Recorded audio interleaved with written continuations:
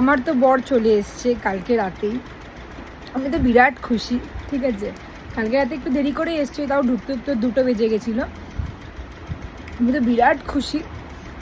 আর আমার জন্য কি এনেছে দেখবে ট্রেন থেকে, যদিও ওরা ওখানে ঘুরতে যায়নি, তো ওই স্পট থেকে তো কিছু আনতে পারিনি, কিন্তু ট্রেন থেকে আমার বর আমার ফেভারিট জিনিসটা এনেছে। এটা কী বলতো, এটা সোনপাপড়ি।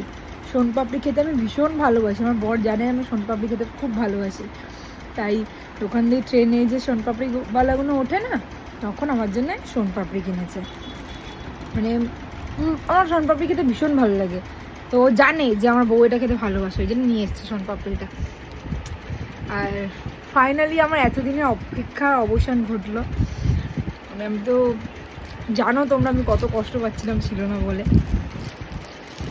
তো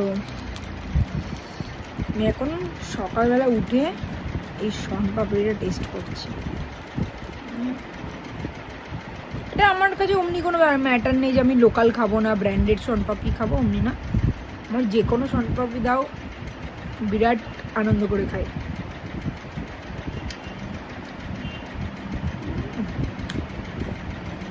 অমায়িক। তোমাদের কাদের কাদের সোনপাপড়ি খেতে ভালো লাগে অবশ্যই আমাকে জানিও।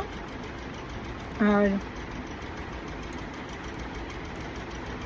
বর আজকে আবদার করেছিল চিকেন খাবে, বাট দেরি হয়ে গেছে যেহেতু বাজার যেতে পারেনি, ঘুম থেকেও উঠেছে দেরি করে, তো গেল আবার গোডাউনের দিকেই, ওই জন্য বাজার যাওয়া হয়নি। দেখি যদি বা সন্ধ্যেবেলা হয় তো একটু চিকেন করে দেবো ওকে।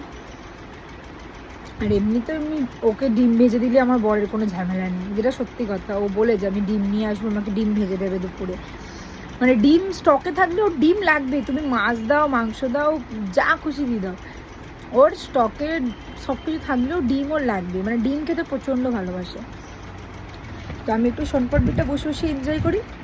তোমাদেরকে এই গুড নিউজটা দিলাম, কিরম লাগলো আমাকে জানিও যে আমার বর চলে এসছে। কারণ তোমরা তো জানো আমি কিরম কষ্ট পাচ্ছিলাম, তোমরা আমাকে অনেক সাপোর্ট করেছো, অনেক কমেন্টস করেছো, ওই জন্য আরও খুব ভালো লাগতো আমার। তো তোমরা আমাকে জানিও যে আমার এই খুশিটা দেখে তোমাদের কিরম লাগছে। মানে আমি কি লেভেলের খুশি আমি মানে এক্সপ্লেন করতে পারবো না তোমাদেরকে জাস্ট।